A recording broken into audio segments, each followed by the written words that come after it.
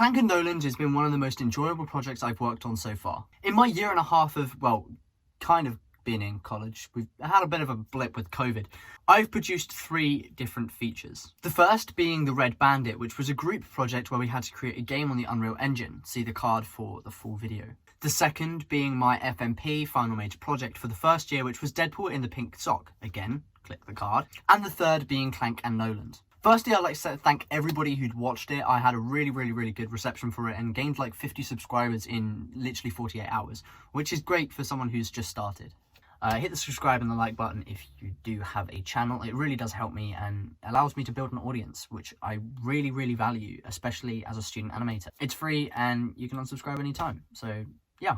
Thank you to everybody who had given feedback. It was very valuable to me and really helped with my outlook on what I can do better in the future. Today we're going to be talking about my feedback and quickly going through everything I did to produce my final piece. Let's start at the beginning.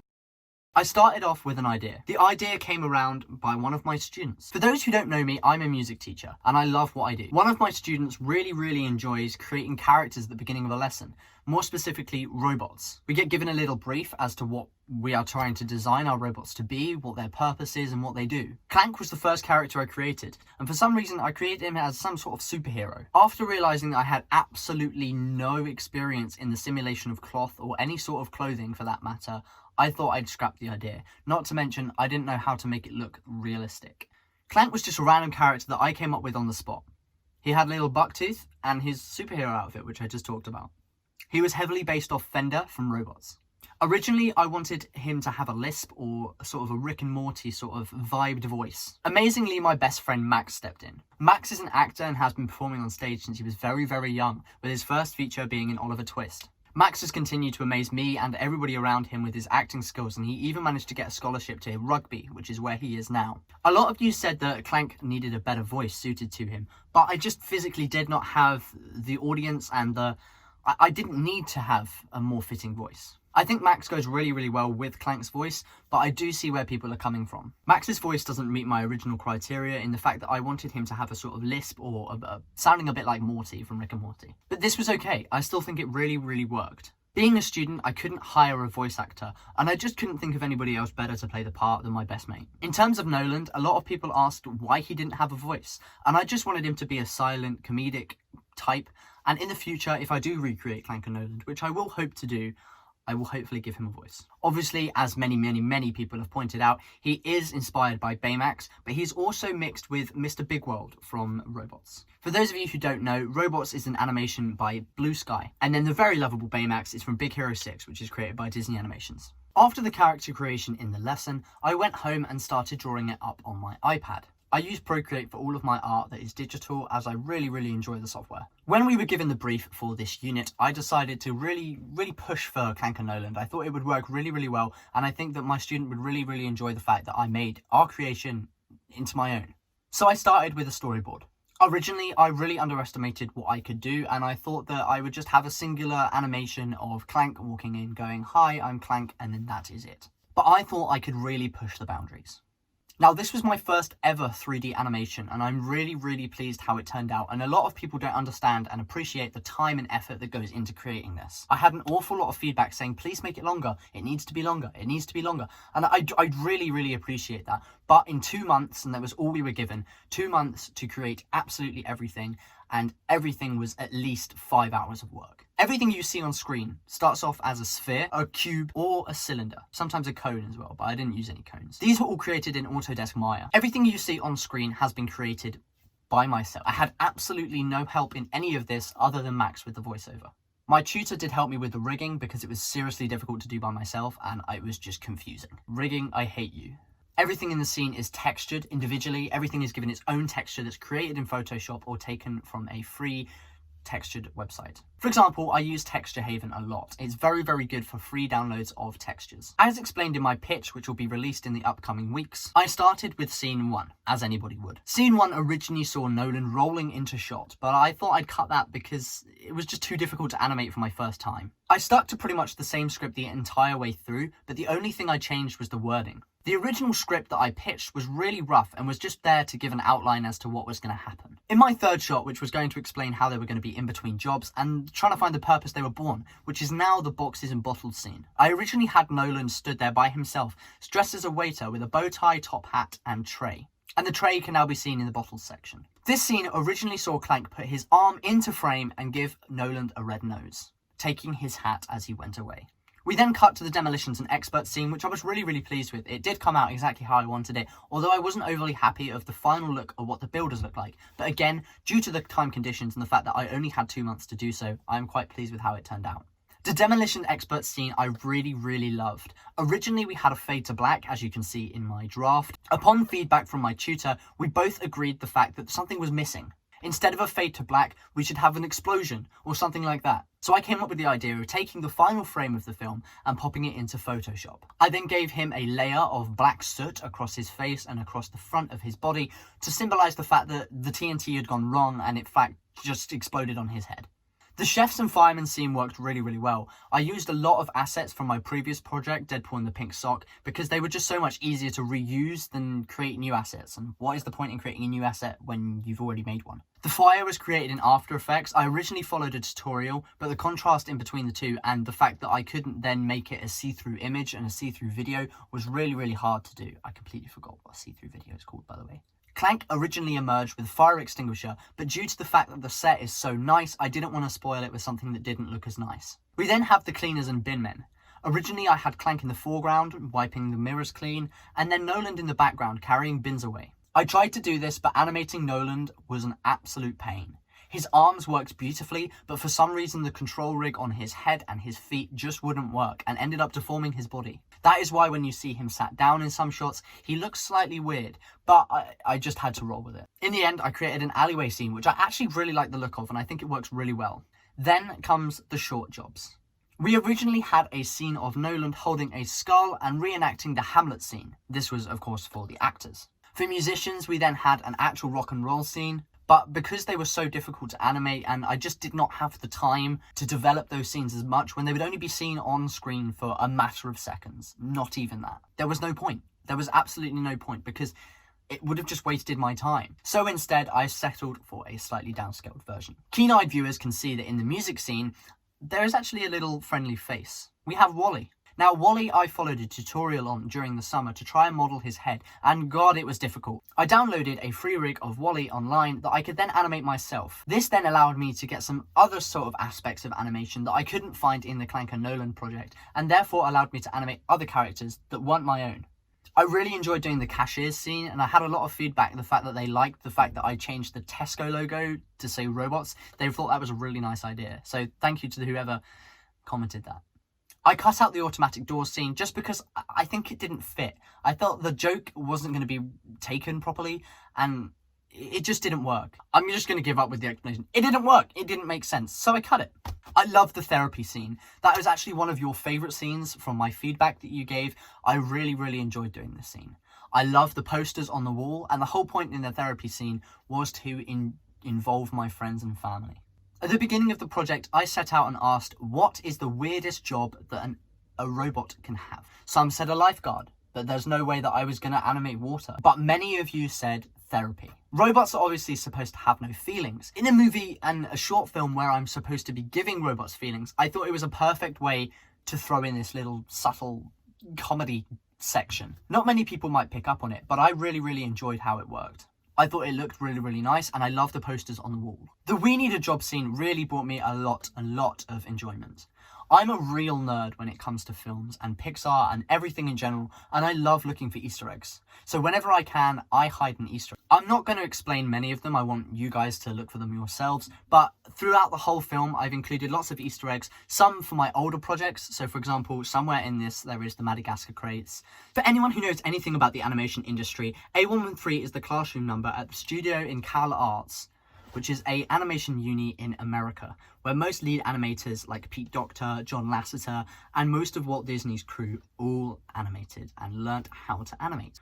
This is my dream school, although it is very expensive, so unless I get a scholarship, I won't be going there. In the boredom scene, as I will call it, there are many Easter eggs, including loads of pop figures, some U2s of mine and my girlfriend's favourite YouTubers. But my favourite and most subtle detail of all is this poster. Now this poster, many of you might recognise. This is Wilson from Tom Hanks' Castaway. Castaway actually plays a very key role in the production of this film. For those of you who haven't seen Castaway, you need to watch it. It is so good. Without giving anything away, Tom Hanks' character, Chuck Noland, which is where he got his name from, Chuck Noland, he goes on a plane, a FedEx plane, but the FedEx plane crashes and he gets deserted on a desert island. He is all by himself and has to use anything he can find to help him. A lot of you said the ending was quite abrupt, and I do agree with you. It finished quite quickly, but the point in the sketch was to try and make it really quick and simple. This wasn't supposed to be a full, complete film and a full animation, but I will develop in the future. It was supposed to be a very quick and very short feature that I created for my second year project. Again, I only had 2 months to do so, so I really didn't know how long I had and what my work ability will be. This was the first time I ever animated anything that wasn't 2D. It was the first time using Maya by myself, and the first time I ever learned how to do any sort of rendering, any sort of lighting or proper texturing that wasn't already sort of a preset. I had a bit of help from my college tutor in terms of rigging because it's just so difficult to do, and anybody who does rigging can back me up on that. It is so painstaking, especially when that's not the element that you want to go into. I don't want to be a rigger. It does end quite abruptly, I will admit that, but give me a chance to make the animation longer, then I can sort out a different ending. For something that was so quick and meant to be fun and energetic, I don't think the abrupt ending was bad. Obviously it can be developed, but that's just what happens when you end up developing stuff. And I really appreciate all your feedback. For a full analysis of every single scene, please go to my website, which is going to be linked in the description down below. I originally posted my draft because I thought that was going to be my final copy. But after evaluation, my tutor and I both thought that it was missing something: sound effects. I had a few comments saying that I needed to put some music in there, but I couldn't find any nice, non-copyrighted music to go with it that fitted the theme. Obviously, I could have looked into this properly, but seeing as I only had like 48 hours to reproduce and re-render and everything like that to make improvements, I just thought I've got to go with it. I think the sound effects really brings a new level to the project, especially if you compare the two with the draft and then the new version, especially with the new shot of Noland being blown up. I thought that really worked nicely, and a couple of the sound effects in there as well I think really just helped develop the scene, even if it was a little squeak. I had a couple of issues along the way. Mainly in the last week of production, my PC broke. The screen just decided to stop working and started to flash violently. Another big problem with my PC breaking was that it turned off every 2 minutes, and obviously I can't create an animation with something turning off every 2 minutes. I had 40 responses back on my feedback form. Everybody seemed to enjoy Clank and Noland, and I'm really pleased. I asked you what your favourite element of the feature was. 42% of you said the sets and the modelling, and 26% of you said the characters, which I'm really pleased of because those were the two elements that I really wanted to focus on. 13% of you said story, 15% of you said the audio, and then one of you gave a very specific response, so thank you. This is obviously helpful to me because in my original pitch I stated that I really wanted to make the modelling and the characters lovable and everybody to like them. The point in this, obviously the story is very important, but the point in this project is to try and show my ability that in 1 year of college that's been completely ruined by coronavirus, that I can still create high-level work with no industry experience and doing it all by myself at home. I was really pleased with how this turned out, and I am really proud of what I've done, and thank you to everyone who supported me along the way. In terms of scene creation, I originally said that I was going to create just plain blank scenes, like the ones you can see in the Minions shorts, and the ones you can see at the beginning of my film. But I realised that it's just boring, it's just plain, and there was no point. Unless you're directly breaking the fourth wall and addressing the audience, like in the first couple of scenes, there was no point in just having a plain white background. I could show off my modelling ability, show off my texturing ability, and add so many different elements that I couldn't add before. That's when scene and asset creation came into play. I asked you what your favourite scenes was, and coming out neck and neck, both with 26%, were the therapist scene and the we need a job scene. These two scenes took the longest to make, so I am so pleased that they were your favourites. So much time and effort goes into making every single one of these scenes, so I'm really pleased that you guys took it really well. Pretty much every scene got a vote, and loads of people said that they like different scenes for different reasons, and I really enjoyed the fact that I can see your feedback and understand why, as an audience, you chose your certain topic. I agree with you. My favourite scenes are the ones that I ended up modelling fully, And I really enjoyed doing the We Need a Job scene because, like I said, I'm a massive nerd and love creating Easter eggs for everybody to find. So that brought me so much enjoyment. The therapist scene I've already talked about and said how much enjoyment that brought me. I really, really enjoyed working on that scene, and I'm thankful that you guys liked it too. I've kind of gone into my improvements, but a lot of people just said thank you and good job. So thank you very much, guys, for your positive feedback. But just to quickly go through